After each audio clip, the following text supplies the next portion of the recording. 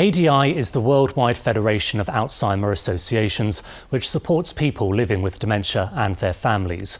Our reporter went to the birthplace of ADI, Chicago, in the United States of America, to find out about the global impact of the organisation and how national associations are helping to make a difference in people's lives. Currently, close to 50 million people are living with dementia, and that number is expected to skyrocket to close to 152 million people by 2050. Now, how do we get to those statistics? Atri explains. The number of people with dementia around the world is increasing. Well, the world population is increasing, but also people are living longer. How is the U.S. pioneering dementia research? Research funding has tripled in the U.S. We're at a level of about $1.8 billion now. That's up $400 million from last year. So there's a recognition that if we're going to find a major breakthrough treatment to really slow this disease down in the next decade, there needs to be that investment. Do you have a personal experience that you wish to share with us? When I was in graduate school, my aunt who lived with us developed dementia. And I learned from early time what that meant. And I was already a dementia specialist at Harvard when my father developed dementia, and we took care of him at home for over 10 years. And I can tell you, I've learned more from that than I have from anything else about how difficult this is. And Ali is not the only one with a personal experience with dementia. We spoke to Pauline Tardif, who told us about where her passion comes from and the work that she's doing in Canada.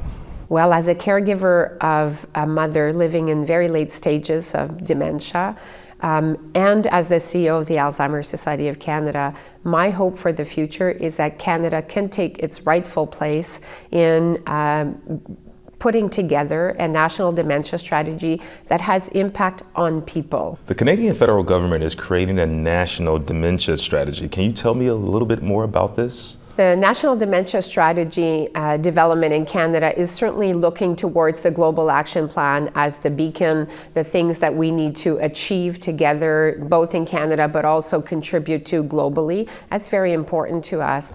It's not just about policy, but it's about people. And Dale Goldhawk is anticipating the day when creative minds will come closer together.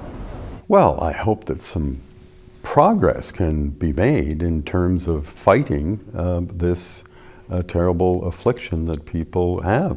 An effective treatment, that would be nice. A cure, dare I say. I would hope someday that that's in the cards as well. It's a complex disease. It's going to be very difficult to defeat it. So I understand this is very close to your heart. Could you tell us about your personal experience?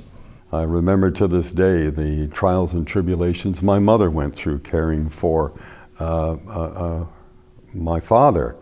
She was primary, and the rest of us kids tried to help as much as we could, but the emotional stress, the physical stress of caring for someone in this declining state was a monumental task for her. It in fact damaged her health and led to an earlier death than I would have hoped for her. We've dived into the work being done here in North America, but now let's take a look at how research, education, and policy are all coming together to make a difference in Latin America. Mariella Guerra explains. We need education for physicians, for health workers, for the community. We need research in our countries because we need our own numbers, our own characteristics, that are different from other countries. We need technology because most of the diagnosis is clinical only, because we don't have enough funds to make CT or MRI, for example. And can you tell us about the PAHO plan? PAHO is the first institution that was worried about national plans in the Americas, taking into account that in the Americas, in low and middle income countries particularly, we have myths, we have maltreatments, and we are not aware of the importance that dementia is a priority in mental health. So because of this and the rise of persons with dementia in our region, PAHO urged the necessity to make national plans in our countries.